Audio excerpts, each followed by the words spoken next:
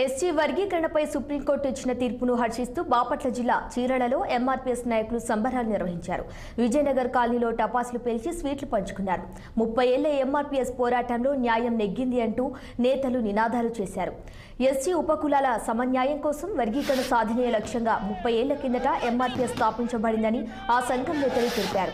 వర్గీకరణ ఉద్యమానికి పునాదిగా చీరాలని ఎంచుకొని ఆనాడు మందకృష్ణ మాదిగ నేతృత్వంలో అలుపెరగని పోరాటాలు చేశామన్నారు.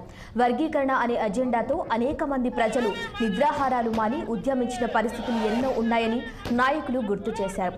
వర్గీకరణతో నేడు ఎస్పీ ఉపకులాలు తలరాతలు మారాయని నేతలు అభిప్రాయాన్ని వ్యక్తం చేశారు.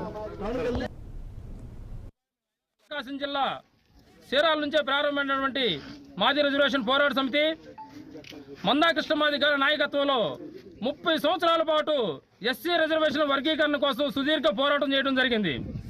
ఆ పోరాటంలో అనేక ఒడిదుడుకు ఎదురైనప్పటికీ అంతిమ లక్ష్యం న్యాయమే గెలుస్తుంది కాబట్టి అదేవిధంగా ఈరోజు దేశ అత్యున్నత న్యాయస్థానమైనటువంటి సుప్రీంకోర్టులో 7 సభ్యుల ధర్మాసనం ఈరోజు ఎస్సీ వర్గీకరణకు అనుకూలంగా తీర్పు ఇవ్వడం చాలా సంతోషంగా ఉందని చెప్పేసి ఈ సందర్భంగా నేను తెలియజేస్తున్నాను. అంతేకాకుండా కృష్ణమాది గారు చేసింది ఏ ఒక్క మాది కులం కోసం అయితే కాదని చెప్పేసి ఈ రోజు నేను స్పష్టంగా తెలియజేస్తున్నా.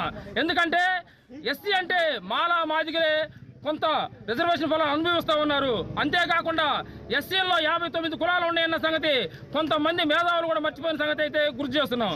అందుకని కృష్ణమాది గారు ఎస్సీల్లో వెనకబడి ఉన్నటువంటి 57 కులాలకు కూడా సమన్యాయం వారి